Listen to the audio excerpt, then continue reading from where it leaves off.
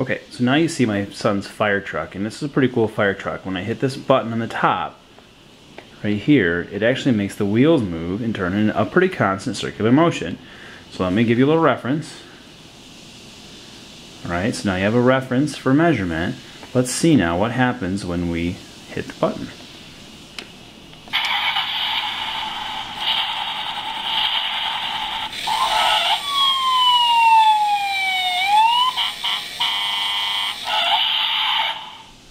Alright, I'm going to hit it one more time in case you missed it.